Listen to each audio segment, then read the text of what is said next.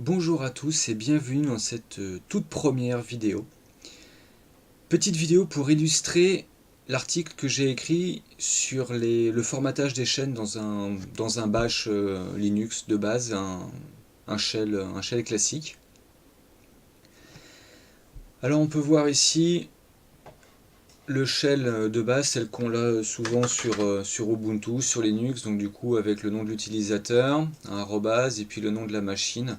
Et ici un petit dollar qui signifie qu'on est sur un utilisateur. C'est comme ça, c'est pas mal, mais disons qu'il y a quand même moyen de faire un petit peu mieux. Et on fait ça en fait avec tout un système de formatage. Donc voici un petit exemple tout simple. On peut changer les couleurs, on peut faire souligner du coup ce qu'on veut. On peut évidemment rajouter des caractères et puis on peut mettre un fond d'une certaine couleur. Donc du coup, voilà, ça donne ça. Il y a moyen de faire pas mal de choses.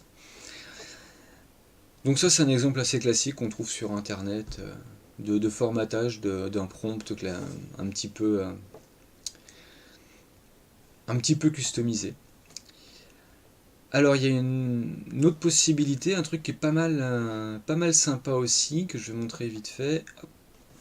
C'est moyen de faire, donc là encore un autre exemple. Alors cette fois-là, j'ai rajouté du coup la date et l'heure. Et surtout, ce qui est sympa, c'est que là, on a un retour de commande. C'est-à-dire qu'en fait, si je fais une commande qui fonctionne, il me donne le retour de la commande.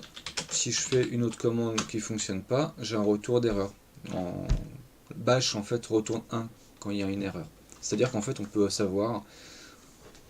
Je l'ai mis sur un fond assez touchy. On peut voir du coup directement le retour de la commande sans avoir à faire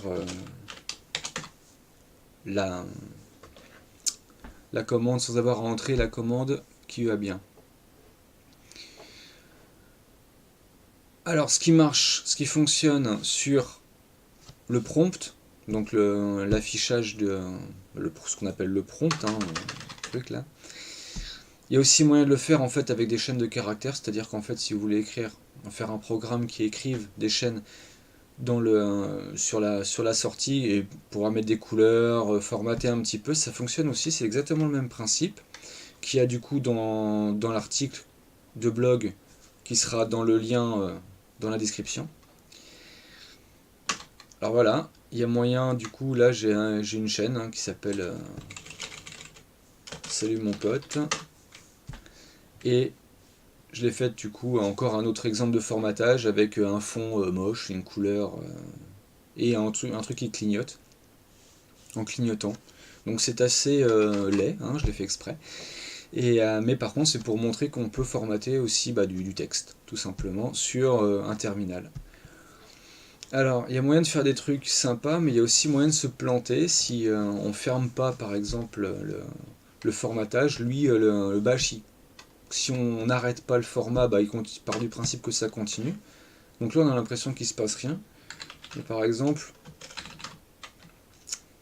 si on continue, on voit bien que comme le format là, la variable ps1 n'est pas terminée, il continuera à écrire en fait des choses avec le format qu'on lui a mis. Alors voilà, c'était assez succinct volontairement. Je vais montrer moi ma PS1, celle que j'aime bien, celle que j'utilise. C'est celle-ci, donc du coup elle est assez classique avec un tilde qui signifie du coup le path classique relatif au home de l'utilisateur.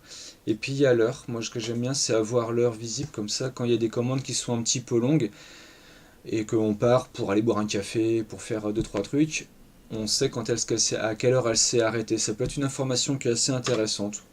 Avoir l'heure, la date. On peut faire plein de trucs avec le formatage des chaînes. Il y a pas mal d'informations qu'on peut afficher directement. Je vous laisserai voir ça dans l'article, dans la description. Et en bonus, il y a moyen aussi de faire des trucs un petit peu touchy qui sortent du cadre de cette vidéo. Mais par exemple, on peut faire un...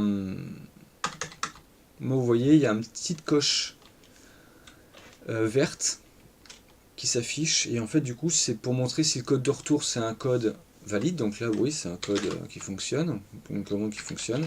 Et je reprends le coup du cat de tout à l'heure.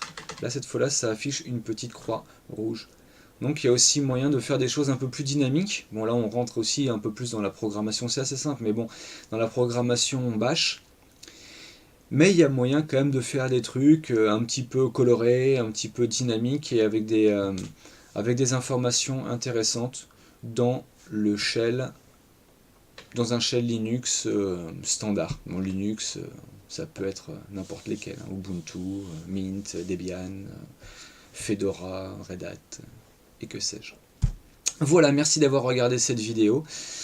Et dites-moi éventuellement dans les commentaires ce que vous en avez pensé. Au revoir.